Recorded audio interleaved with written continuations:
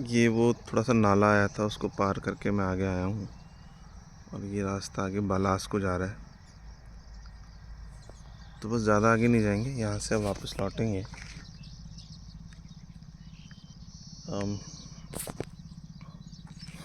चलते हैं थोड़ा सा आगे।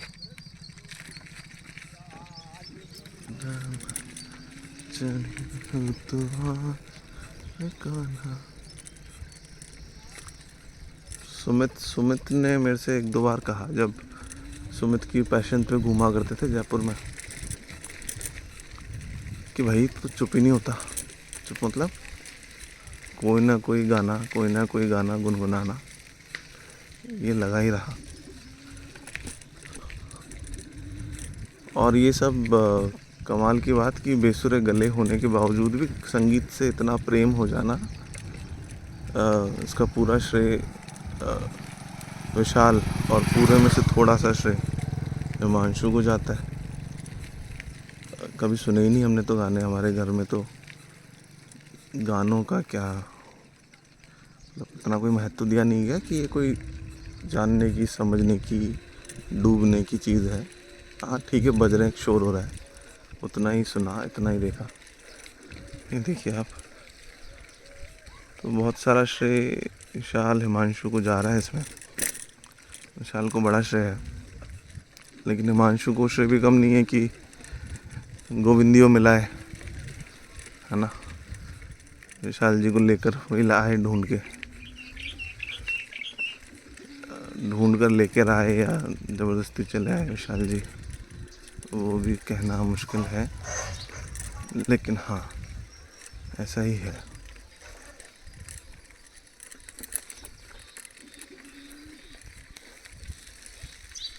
तो वैसे कई सैकड़ों ही गाने होंगे जो पहले कभी नहीं सुने थे, जो विशाल ने सुना है। और उसमें एक पहला गाना जो मुझे याद आता है, सबसे पहला जो हमने कभी नहीं सुना था और बड़ा कमाल का फेवरेट गाना बन गया, वो था यारों दोस्ती बड़ी ही हसीन है। तो रॉकफोर्ड मूवी, कोई तो मूवी है, पता नहीं, उसका गाना है। और फिर इस गाने को हमने खूब गाया। यारी दोस्ती तो उस समय ज़्यादा दिमाग पे चढ़ी होती है, खूब गाया। और जब 2-3 साल बाद इसका ओरिजिनल वर्जन सुना तो सुना कि अरे विशाल तो सब गलत गाना सुना रहा था, लेकिन जो सही गाना था वो गलत लगा, और जो विशाल ने सुनाया वही सही हो गया। हमारे लिए तो वही सही है। तो विशाल के खाते में ऐसे सैकड़ों अनेक गाने हैं, लेकिन भांजा होता है और मामा होता है। हिमांशु जी ने, मुझे लगता है हिमांशु जी ने भी कई गानों से परिचय कराया, लेकिन 3 गाने प्रमुख हैं। 3 गाने प्रमुख हैं, और उसमें पहला गाना जो मुझे ध्यान है वो है हिमांशु के घर के बाहर, यहाँ हाउसिंग बोर्ड में, उसकी डोली के यहाँ बैठे थे, विशाल भी था, और वो डोली थी पार्क की, उसको लगातार खिराने का हमारा एक नियमित कार्य रहता था। वहाँ बैठे थे, थोड़े से बजरी, चूना, कंकर तोड़ गिराते रहते थे और बातें करते रहते थे। ऐसा ही चला करता था। भाई साहब निकल जाने देना, धन्यवाद। तो वो वहाँ बैठे थे, और हिमांशु ने उस दिन जब पहली, और भी कुछ लोग थे जो उतने नियमित सदस्य नहीं है ग्रुप के, तो उन्होंने पहली बार हिमांशु जी ने ये गाना सुनाया कि मोहब्बत जिन्हें। और कमाल की बात यह है कि हिमांशु जी ने पहले आगे का पूरा गाना सुनाया और फिर पूछा कैसा गाना है, तो हमने कहा बहुत शानदार। और वो गाना ख़त्म होने वाला था, उसका अंतिम पता चल रहा था कि अभी उतार पे है, गाना ख़त्म है।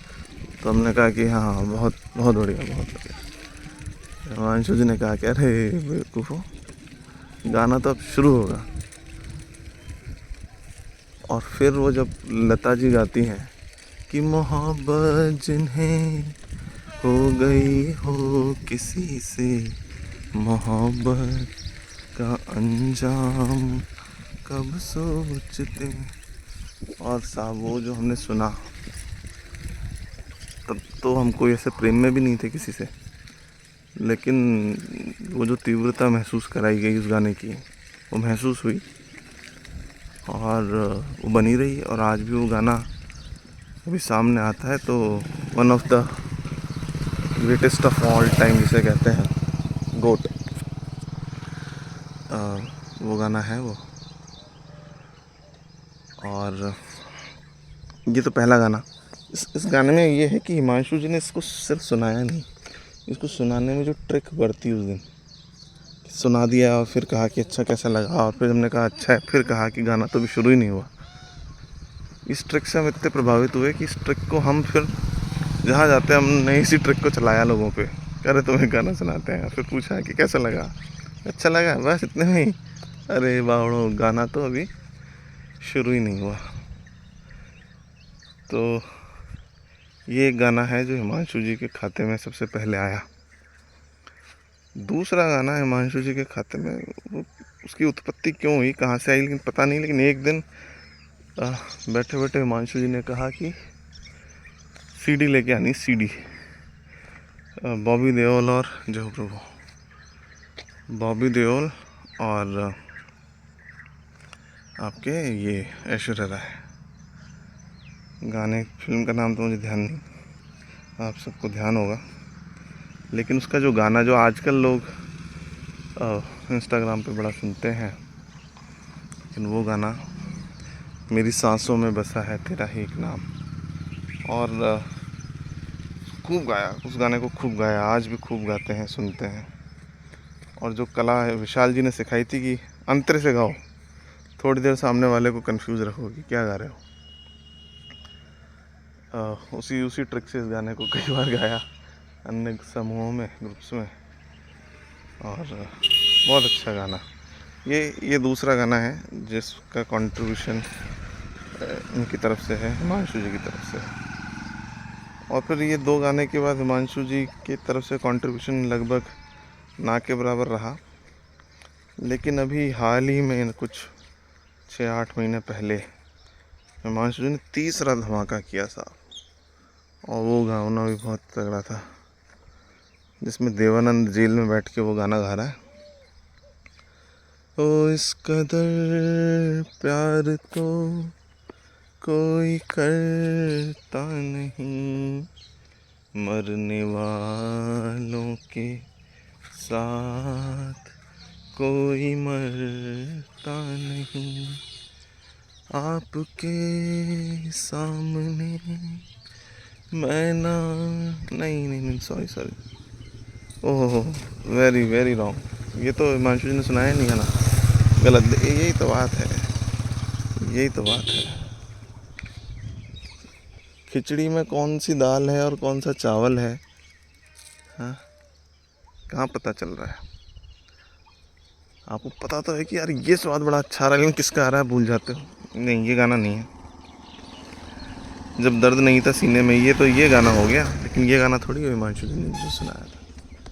हिमांशु जी ने रिसेंटली गाना जो सुनाया था वो ये है, अरे यार कौन सा गाना है वो,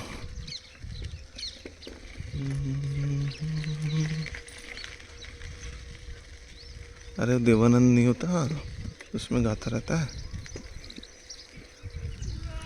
कौन सा भाई वो, हिमांशु को तो याद ही नहीं आ रहा, जेल में गाता है जो कहता है कि भाई क्या है, अकेलेपन और अकेले ही आना जाना, और उसी के ऊपर कुछ तो गाना है यार, क्या था वो।